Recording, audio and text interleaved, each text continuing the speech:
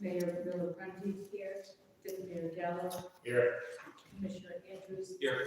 Commissioner Curran, Here. Commissioner Black. Here. Please stand for the invocation flag.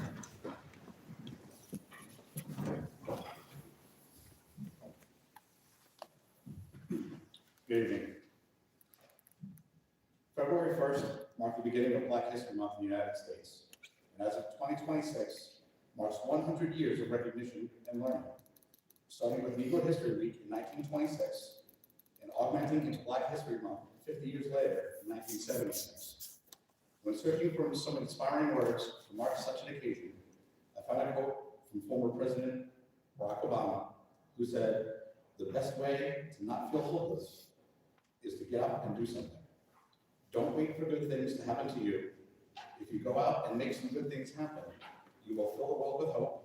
You will fill yourself with hope."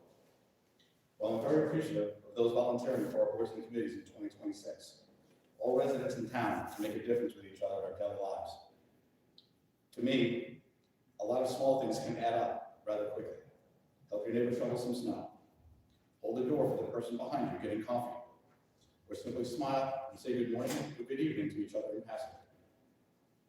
Sometimes the winter months can weigh on us, especially after 11 inches of snow. But Cranford knows how to press on, make good things happen, and fill others, as well as ourselves, with hope. Thank you. I pledge allegiance to the flag of the United States of America and to the republic for which it stands, one nation, under God, indivisible, with liberty and justice for all.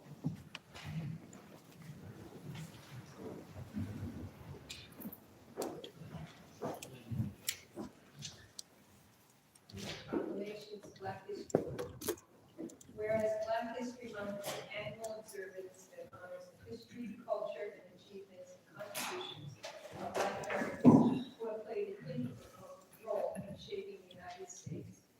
And whereas we recognize the painful legacy of slavery, yet the honor of resilience, strength, and perseverance of Black Americans in the face of oppression. And whereas the Civil Rights Movement, led by courageous individuals who fought for equality and justice, remains a defining chapter in our nation's progress. And whereas Black Americans have been leaders in politics, public service, and advocacy, shaping policies that promote justice, equity, and inclusion. And whereas the arts, literature, and music of Black Americans have profoundly influenced American culture and enriched our national identity. And whereas Black veterans have served with honor in the United States Armed Forces, defending our nation, even when denied full rights at home. And whereas Cranford's history includes the lasting contributions of families such as Colbert, Randolph, Parrott, Cannon, Bryan, Mason, Brown, Jackson, Harris, and many others. And whereas since 2020, the Cranford Equity and Inclusivity Initiative and the Cranford Unity Project have worked to foster awareness, respect, and understanding among all peoples. And whereas these efforts strengthen Cranford by promoting a more welcoming and inclusive community. And whereas the 2026 Cranford Township Committee supports these initiatives and remains committed to equal treatment, equal opportunities, and respect for all.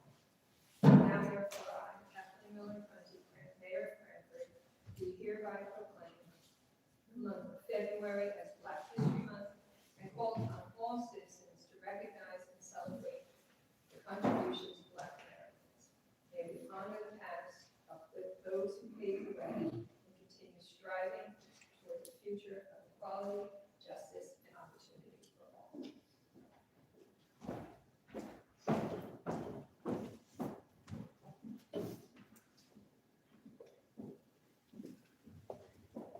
Okay, just a few comments on some agenda items. Last night at the workshop, there was an item, Centennial Avenue Property Task Force. And despite what was posted on a Facebook page, that task force had not been finalized. As a matter of fact, there was absolutely no outreach to anyone on that committee. The Township Committee did discuss it last night and came up with names and began reaching out to those people and hope they serve. There's an item tonight about township meeting schedule. We have meetings scheduled for June 22nd and June 23rd. And then we realize it's Cranford Township Committee, Cranford Township High School graduation on the 23rd. So we will have combined meetings on Monday, June 22nd. The third item on tonight's agenda is about Township Committee bylaws.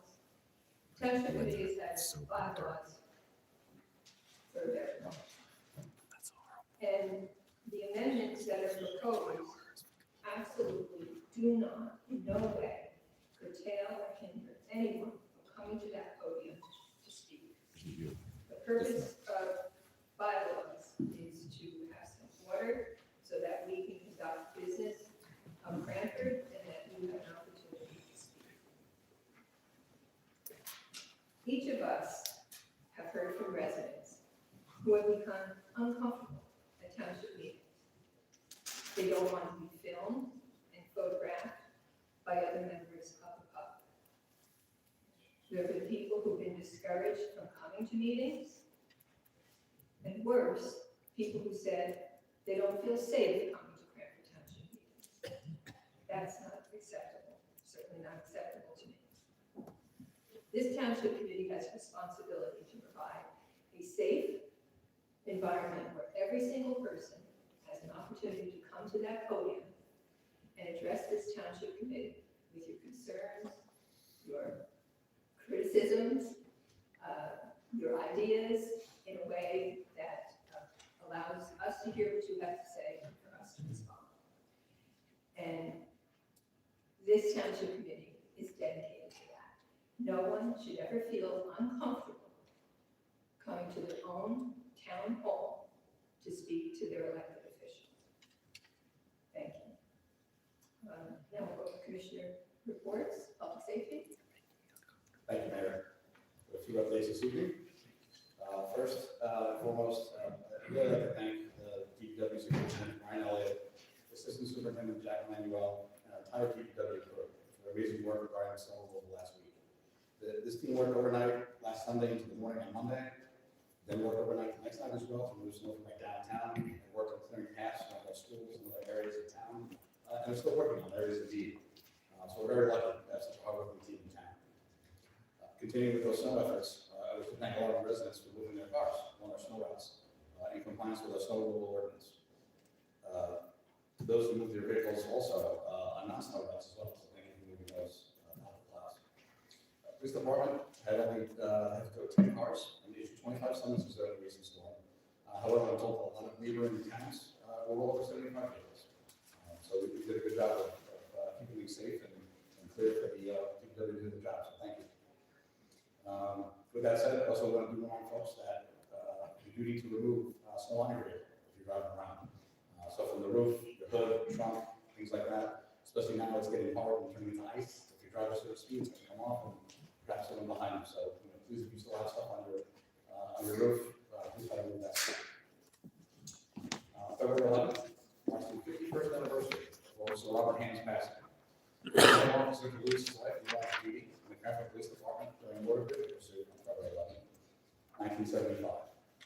Members of the CPD will be wearing mourning bands beginning this Thursday, February 5th, to next Thursday, February 12th, in his honor. Our PBA and Union County College also have scholarships in his memory. Update real quick on the New Statewide e-bike law and scooter. Note, there's no e-bikes and scooters for those under 15 years old. There will be a 6-month compliance period, so no fines will be issued, at least until July 19th, 2026. And this time frame will be used for education and compliance purposes. The new state law supersedes the local ordinance that we had passed last year. For more information on this, you can contact the Cranford Police Department. Please, if you have any questions, feel free to email me. I'll provide any answers I can or receive answers for you. What we should also welcome, we have 2 new reserve crossing guards, Peter and Sharon Murphy. Reserve guards substitute for the regular.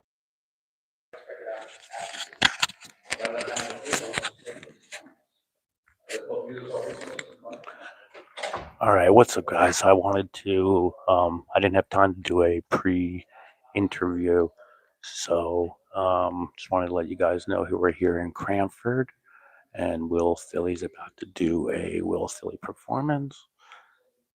And I'm pulling another double header tonight, because then after that, I'm going over to Summit, and you guys can watch me there.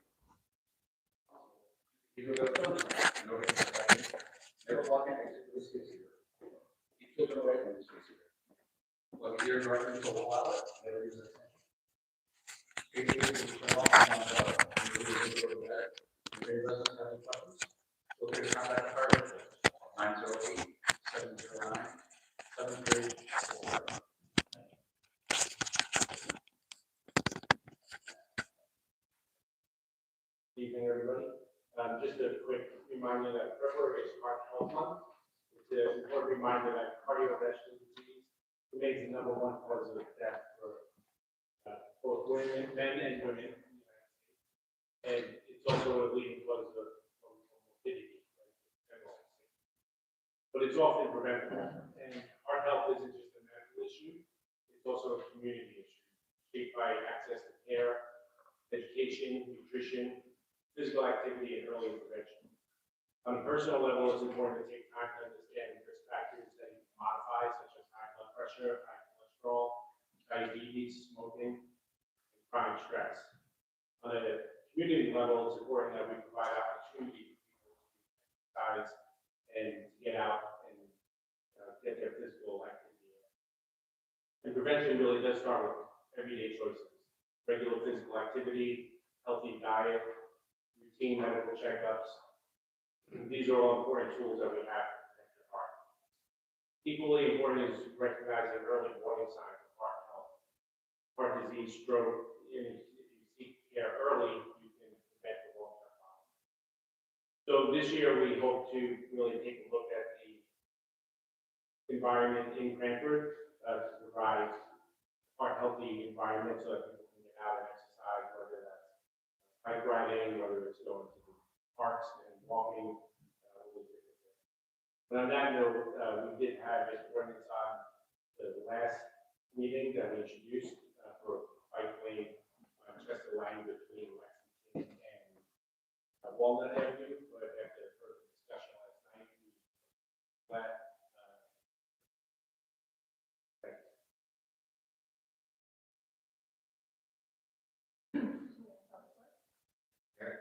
I also want to speak briefly about the major winter storm that went through, and I want to join my colleague, Deputy Mayor, and thank you residents for being so concerned with the storm. We saw the vast majority of residents clearing on sidewalks, clearing corners, as well as removing vehicles, which made a lot easier. I also want to commend the real professionalism of our public works and give a little insight into kind of what the operations look like and how they prioritize their work. Got some questions. So on the storm day, starting Sunday morning, they came in at 7 a.m. to start their shift. They worked throughout until 3 a.m. Monday morning, so about a 20-hour shift. Their top priority was clearing the streets. This was to allow our first responders to have access if anyone had emergencies, as well as move about town if they needed to. During that first crush, we had 6 different vehicles go down, and so our mechanics were also hard at work preparing them to get back on the road. After the first clearing street focus, the next step was coordinating with the Cranford Police Department on clearing school access, clearing crosswalks, and other high traffic pedestrian areas. That is still going on now. Additionally, they had a big focus on downtown. So DPW spent 2 nights clearing up snow from our downtown. We also hired an outside contractor for 2 nights to support moving the snow so that people can navigate our downtown. And finally, obviously, we're responding to resident concerns as well as salting the ice that has been developed. I would say this is ongoing, that we still have a lot of storm response happening. If you have concerns, we reach out to them. There's a list of problem areas that they still want to address. There's a large water main break in town today that requires DPW to be there for a day during the storm drains, during the snow, and then when it starts icing over, salting it to clear it up. So they're very busy. I also want to call out in particular our assistant superintendent, Jack Manuel. We were down to about 10% of our salt supply, which is a pretty precarious situation considering how icy it is. We had an order in for a long time, it just wasn't delivered, it was sitting at the port. So Jack took the biggest truck we had and did 4 round trip routes to the port, loading it up with salt. Now we got more than ample supply to get us through this period. Getting that done for us. Second, just a very brief update on river desilting. So we talked about this before. We want to remove a substantial amount of the soil that's been built up in the river over time. This will improve the flow, particularly during flood events. Make our community safer. Put in a request to the New Jersey Department of Environmental Protection for a few permits to have permission to do this. DEP reached out to us very quickly. They said that we actually were probably a little bit too efficient in these permits, and we put in one for a freshwater wetlands general permit that they said we do not even need to do this kind of work. They're returning the fee to us, so we only now have to wait for the flood hazard area individual permit, which we're hoping to take about the April timeframe. Once we get the permits to do this, we'll very quickly go out to bid and hopefully get thereafter. That's it. Thank you. Busy time of year for finance. This is wrapping up last year.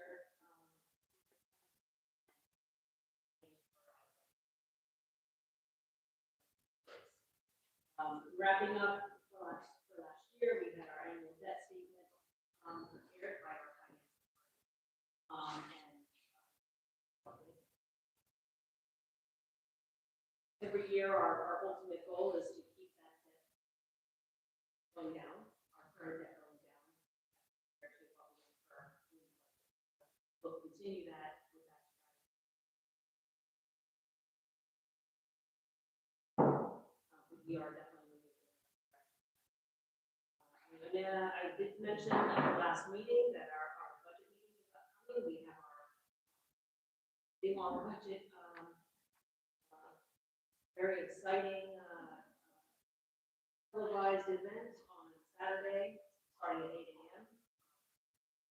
Covering the departments, each department head's proposed budgets. So I know this past year was a tax year. This is your opportunity to insight into how we prepare that budget, what goes into it, what kinds of what we're doing to really keep that. Once we have that meeting, that's only the first step for the township committee. Our head of the board since the fall. Township committee is reviewing that. We'll have a couple of meetings discuss all those details and again evaluate with the goal of introducing March 20th with adoption. If there's anybody who has questions about the budget.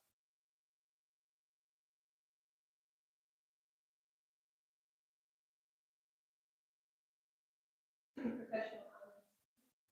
Mrs. Dahlia? Thank you, Mayor. Formal ABC alcohol beverage control plenary retail consumption license for the theater section number 37 application will be open and received by the township clerk and the qualified purchasing agent on Thursday, February 19th. At a public hearing on Monday, March 9th at 6:30 p.m. Each applicant will be evaluated by the governing body. Thank you. Flattery? What happens to me this evening?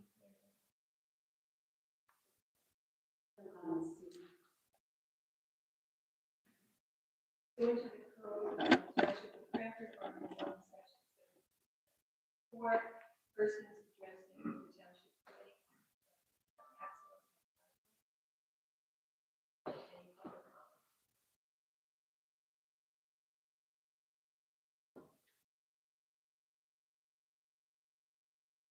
Hi, everyone. Good evening, I don't have a pen, so I can state my name. Sorry about that. Prepared for everything else.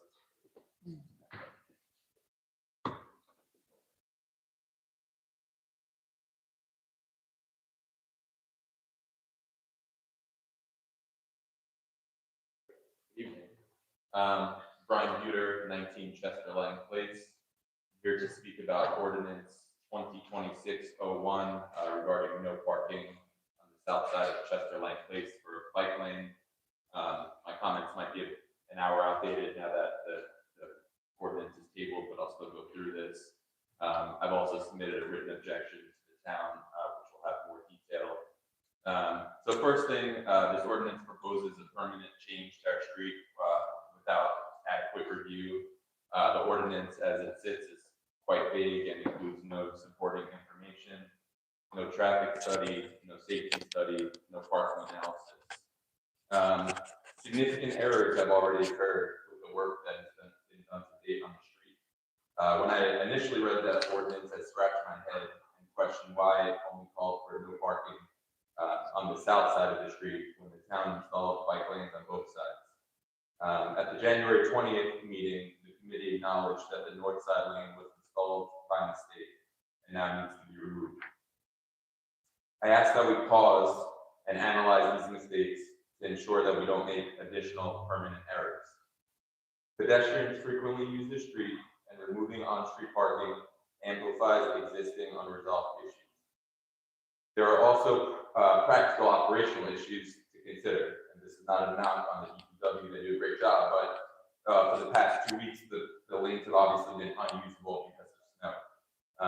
If we don't have a plan yet, it makes sense to table and think on the ordinance. Next, and equally as important, I'd like to address the lack of community involvement.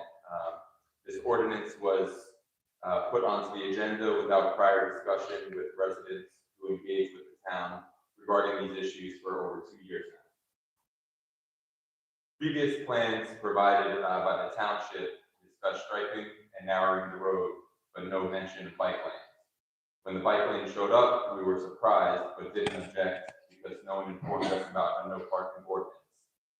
I'm not anti-bike. In fact, I love riding my bike to the train. If it wasn't 10 degrees outside, we'll be doing that. There's reasonable alternatives that improve safety for cyclists without an ordinance. Cyclists have already seen some street improvements and improved safety. So, why complicate things with an unnecessary ordinance? I'd encourage my neighbors here today to watch this process very closely.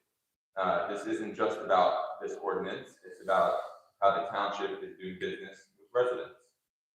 Our group brought a real problem to the committee, and the outcome did not align with our discussions. We feel like we've been misled. At the January 20th workshop, Commissioners Gallo and Kern suggested residents could just park on surrounding streets as a solution. For people like my father, who's disabled, that is not an option. Mr. Gallo, as Commissioner of Public Safety, I would just ask that you reconsider and take a look at this through public safety lens. Commissioner Andrews, I think you're the only commissioner who has a lot to vote on this. So I would just respectfully ask that you take a look at this through a human lens and put yourself in my shoes. If you had young toddlers, for example, you wouldn't want their guests crossing Chester Lang Place for a play date, for example. So to all of the committee members, this might just feel like another routine ordinance, but to me it's very personal. It impacts my community, my neighbors, and daily life. So just ask you to pause and consider our input. And then finally, we thank you all for your contributions. It seems like you've heard us out and tabled this, which is great. So thank you for that. And then finally, just want to, I don't know if Chief Nazar is here today, but we thank the CPD for all of their help. He's been great and very generous with his time. Thank you. Any other public comment?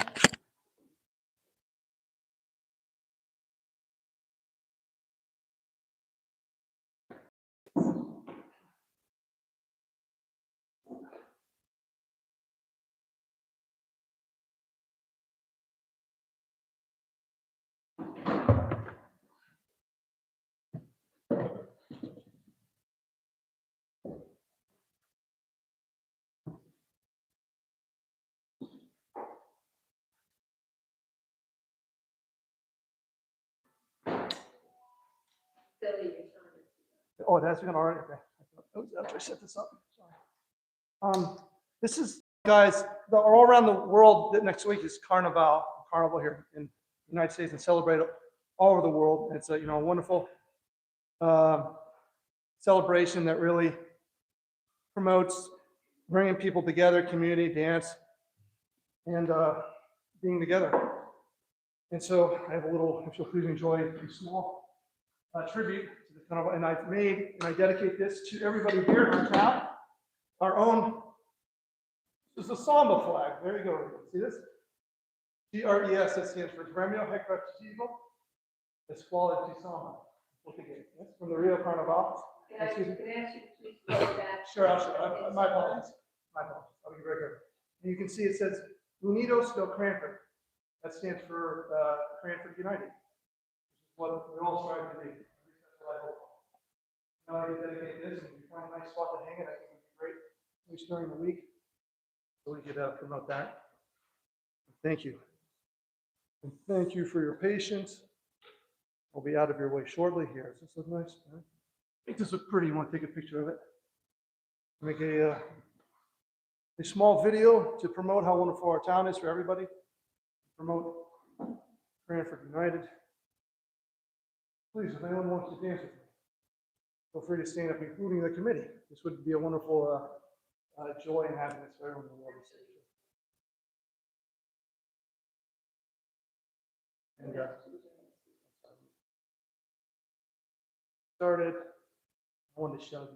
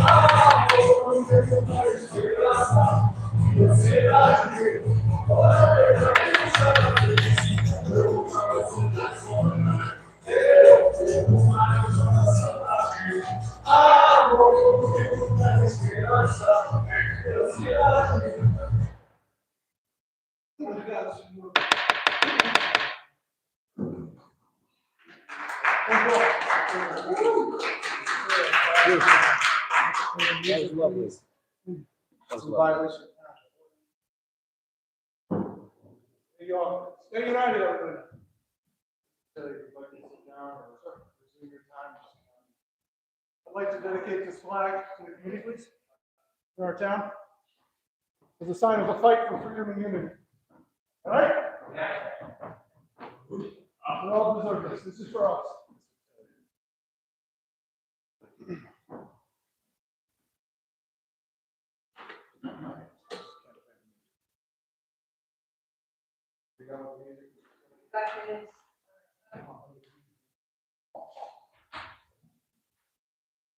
While we are waiting for the next person to come up for public comments, I want to remind you, this is a Cranford Township public meeting, not a nightclub.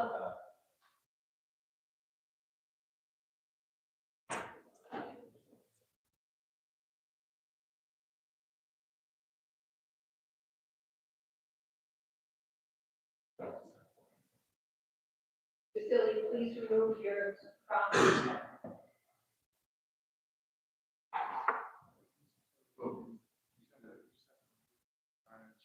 The next speaker, sir.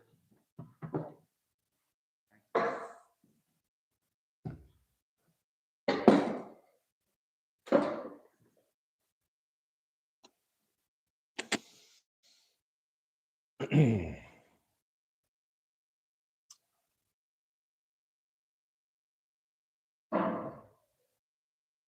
good? Okay, thank you. My name is Edward Lefty Grimes. I'm with sativacross.org. We're a 501c3 here in New Jersey fighting for cannabis patients' rights and disability rights. I would like to say something about the snow. This year has been pretty bad as far as the plowing in disabled parking. I've seen a lot of huge mountains over disabled parking. I have a Jeep Wrangler, and I try to go up a lot of these hills, but some of them are so big. They must really hate the disabled in some of these towns where they park put all that snow on the handicap spots. There's a whole bunch of other spots to put the snow, but they use the handicap spots to put this. I don't get it. I don't get it. Make it make sense. The other thing that doesn't make sense is you guys have a cannabis tax that you're putting on the town, but you can't get no weed here. You got a cannabis tax, but you can't get no weed here. I don't understand, but a lot of towns have opted out of the cannabis, and I'll give you a list of some of them. I know a few of them. Well, you got Barnegat, Berkeley, Bridgeton, Bridgewater, Brigantine, Crosstad, Chatham, Clifton, Cranford, East Rutherford, Elmwood Park, Emerson, Fairhaven, Freehold, Garfield, Hasbrook Heights, Hawthorne, Lavalette, Lodi, Jamesburg, Hazlitt, Mawa. You can't get no weed there. You can't get no weed there. Keep your cancer home because you can't get no weed there.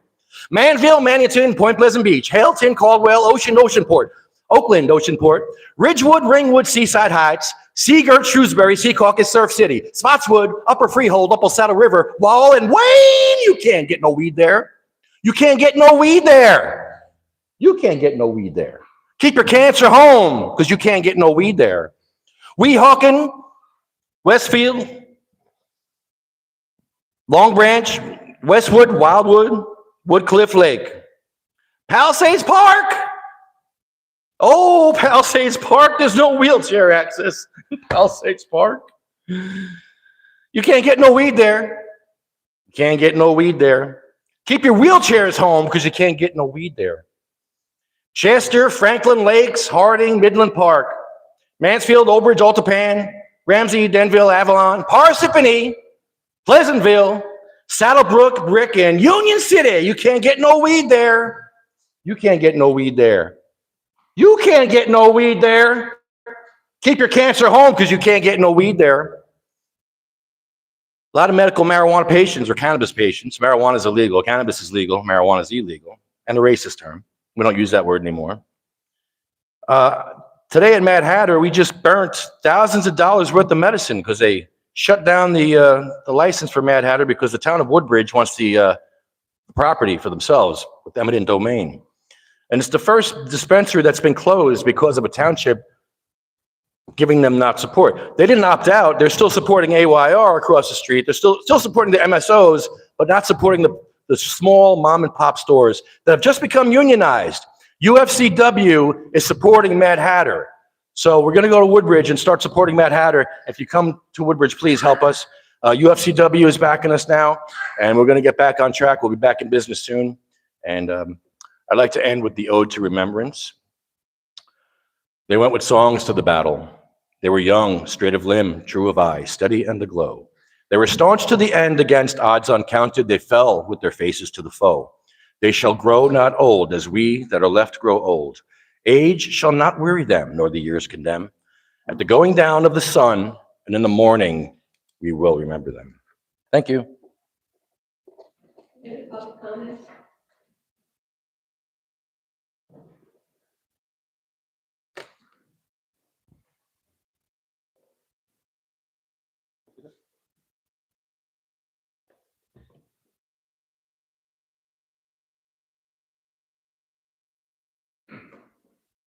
Good evening. Daryl Slater from 26 Burnside Avenue. Just here to further, keep the conversation alive regarding the flooding issues on Burnside, Elise, Johnson, that you guys have been very open and engaging with, having a dialogue with us. And my neighbor, Kevin Harrison, was here and has been leading our neighborhood group with the endeavors to try to get some action put forward to address this issue. So the main point we are really trying to further along, as you guys know, and we've all had this conversation and just wanted to continue to put this on the public record, is to urge the committee to include funding for the hydrological study of our area for the 2026 budget. And it's been our understanding and impression through conversations with Mayor Curran going back to October with Kevin and other members of our community, that the plan is to have that HEC RAS analysis included in this year's budget. And as we enter the budget season, we're just wanted to continue to speak about that publicly, to emphasize the importance of that. And really funding this study what it would do, I mean, as you all know, is establish a foundation and a much needed one to understand the Orchard Brook that runs next to Lidl and into the river, and understand the infrastructure and the tunneling issues under there, the size of things, a potential retention basin, all of the things in that area and how they function, or more accurately don't function during current storm conditions. And as we all know, those storms will continue to get worse. And I think, I think it's pretty well established that that study and funding that study and getting hard data would provide a basis for evaluating mitigation options going forward, and a plan for that. So we've been here going back months now, various residents from Johnson, from Elise, from Burnside, talking about flash flooding in regard to that brook and the disruptions to property and to daily life, and really the decisions that we have to confront now about whether we want to continue staying in our homes because of these flash flooding issues that, we really feel like this study would at least take a concrete step toward evaluating potential solutions. And we understand that this needs to be funded, and that since it is budget season and you have the budget meeting coming up, we wanted to keep this very much on the radar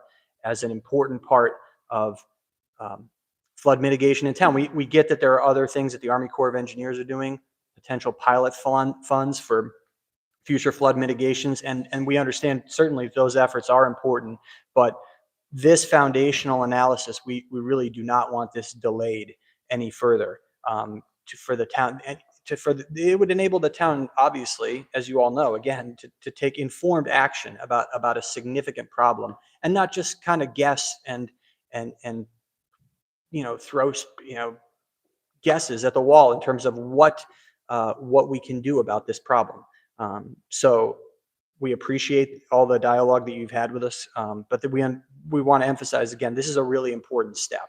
So it's one thing to have this dialogue and to have an open dialogue, which has been great to this point.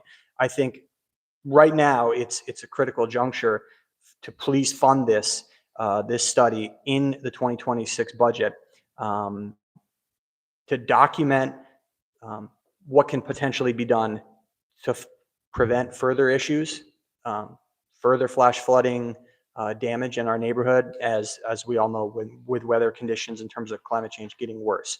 So thanks for your time. I appreciate it. I know there's some other members of my community here, and thanks for putting some action into what has been a really productive dialogue so far, and really committing some resources to take this really next important step, the most important step in this process. And thanks for understanding our concerns and doing something concrete about them.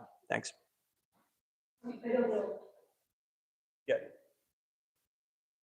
I don't know if you were at the workshop meeting in the last public meeting, but we did comment that the Army Corps of Engineers federal funds coming from the Army Corps are not coming anytime soon.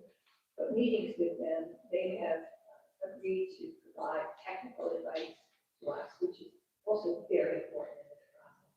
And I can tell you that at the engineering meeting now on the agenda, we talk about this. I think it's not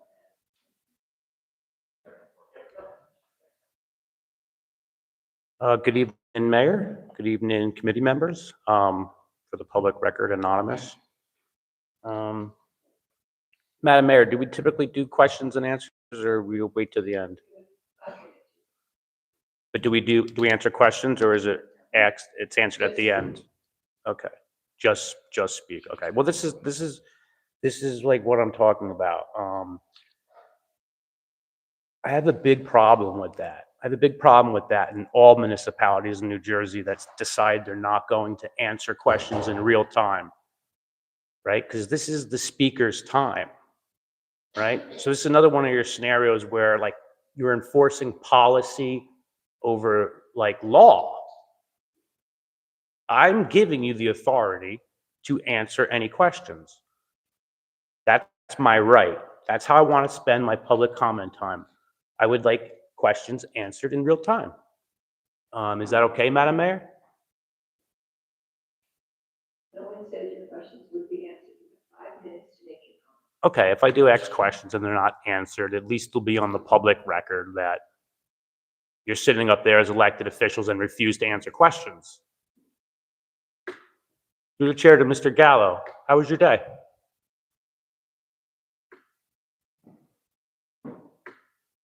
Through the chair to Commissioner Andrews, how was your day?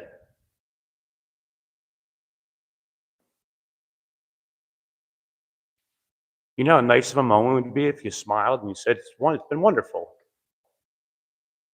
You see this barrier that is being created over here on this side of the dais? Over here. Through the chair to Mr. Kern, how are you doing today?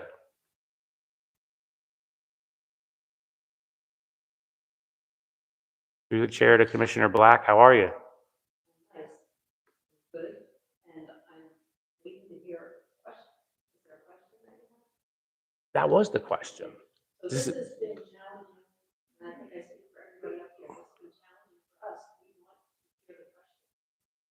Amongst all of the exciting stuff that's going on there, I don't know what the questions are. I literally just want to know how everyone's morning was and like have a smiling moment, you know, that feeling of like warmth and inviting, you know, the feeling of community, you know, that feeling that your voice and your time matters.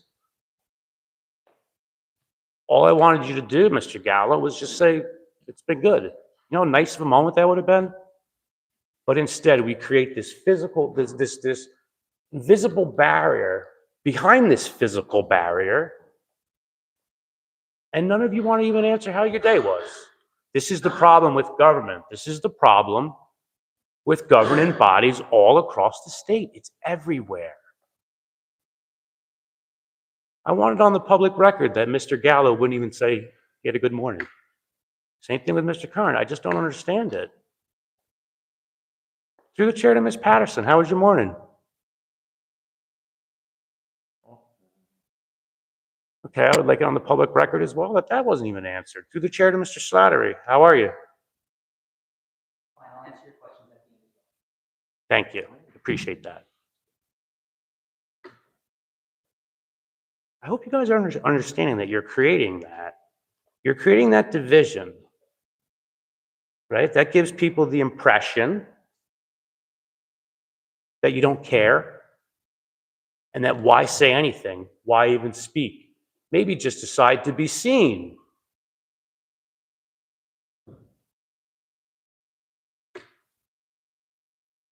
But you guys don't care.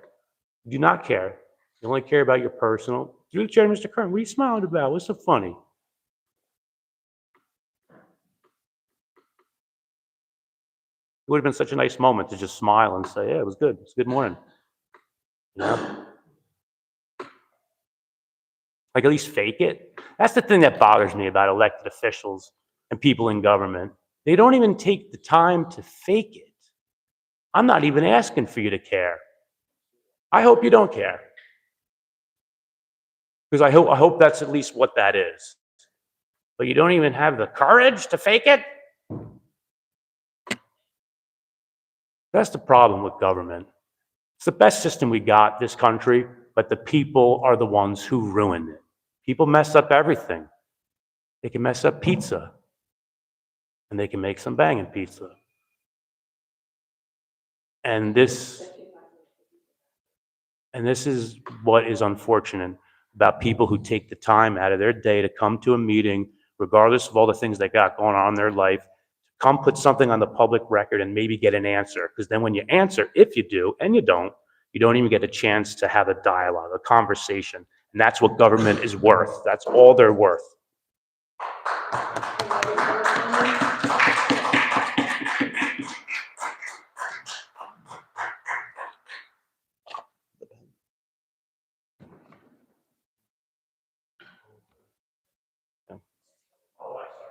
Thank you.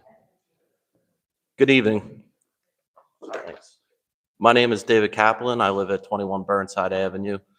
I'm here to just echo Daryl's sentiment and Kevin's sentiment and all the neighbors of Burnside. I appreciate many on this committee's time and the opportunity to have an open, constructive dialogue regarding the flooding issues and concerns that the neighbors do have. I think it's been collaborative, constructive, and I think we've landed on a pretty good common ground in terms of what the next appropriate steps would be to address the flooding and potential remediation.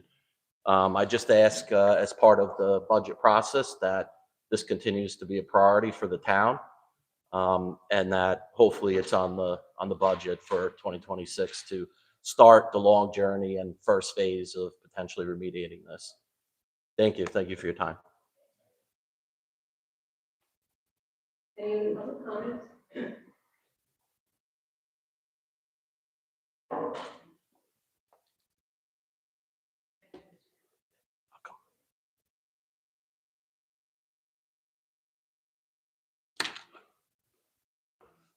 Hi, my name is Paul Salazar. I also live on Burnside.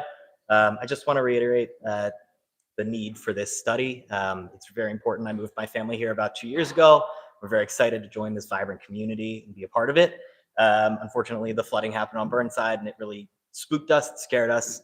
And I know that you guys have been very helpful and have created a great dialogue, and I very much appreciate that. But it's very important at this juncture to create that, or to put into place these, to do this study so that we can have ideas and keep moving forward. And that's really important to us. And yeah, just wanted to reiterate that support because I know that we've got a few other people here. So thank you. You did move to a good community. I did, yes. And yes, it will not fall on margin.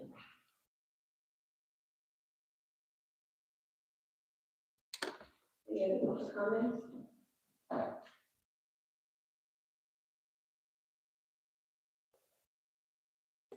Hi, Rita Labruto, 104 Arlington Road. One, I just wanted to ask, the committee to repurpose Centennial, was there a general ask as to who wanted to be on that committee? So you can answer that at the end. I did want to, I think it's good that you tabled the ordinance on Chester Lane. I don't live there, but to me, it was kind of like a bike lane to nowhere. It went from Walnut to Lexington and then nothing in between. So it was a lot of inconvenience for residents to go nowhere. The other thing I just wanted to mention is last night there was some conversation about legal fees. And I guess in the workshop, it was brought to my attention that you were $100,000 under budget. So I just wanted to say, I don't really care about the budget because you could budget $1 million for legal fees, but it's just exorbitant, right? So I really care about the actual. So what I did was I went back and I looked at past 5 years of actuals for legal fees, and correct me if I'm wrong, Lavona, it's legal services and costs 20.155-2 in the budget. 2021 was 543,872. 2022 was 494,891. 2023 was 491,433. 2024, $636,000, 898. 2025, 459,500, and I think 480,000 was appropriated. So I know we've been through some difficult times with, affordable housing and, so on and so forth. But if we can try and keep these to a minimum and start to mediate, maybe have a mediator, maybe talk more. But we're spending an awful lot of money on legal fees that can be used for other things around town, whether it's pavers, whether it's infrastructure, whether it's flooding. So I just wanted to ask that you be very mindful because, legal fees are costly, and that really is all I had to say. And I guess I just wanted people to understand that we're really over, $500,000 in legal fees every year. Thank you. And I guess right now we do have another lawsuit, right? That's going to go to federal court. And here we go again, more lawsuits. So I don't,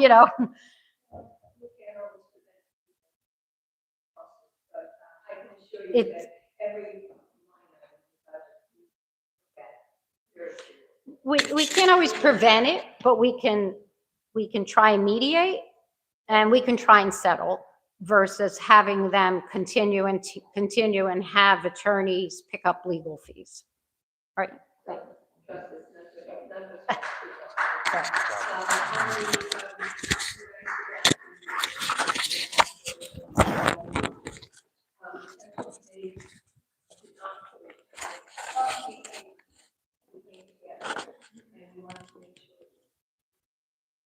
All right, we're heading to Summit. We got time for public comment over there.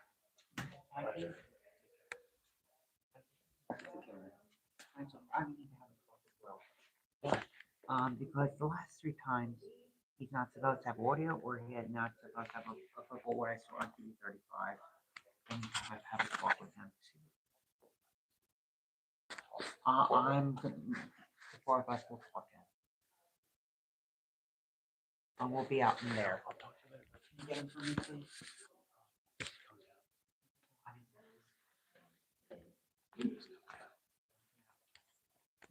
All right, gentlemen, have a good night.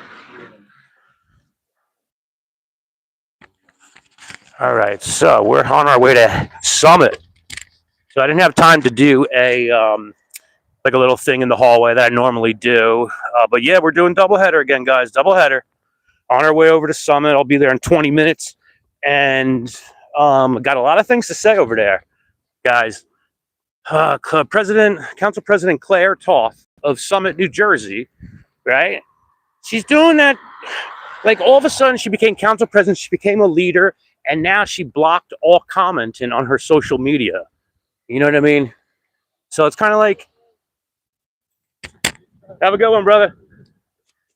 Somebody who enjoyed my public comments. There's a lot of good people in Cranford. A lot of people enjoy what we're doing, me and Will. And I thought Will's performance was awesome. That was excellent. Oh, yeah. It was great. When you watch the video back, you're going to love it. He did such a good job. And we had a flag in the back, too. We were just the whole carnival thing. Yeah, it was good. Man. But It was a good job. Everything happens for a reason. So. Yeah, there's a reason for it. Yeah. A greater reason. I can't wait to see it. Awesome. Well, so the meeting's finished? Oh. No, I'm Mike. I'm Jerica, by the way. No, the meeting's still going on. I'm going over to Summit right now because I want to catch the ass end of that meeting. Oh, okay. And get time for public comments. So I'm doing a double header. But it was nice seeing you. You take care, eh? Double header tonight, guys. Should I just keep the camera running for the car ride? I didn't even think about that. I probably shouldn't do that, right?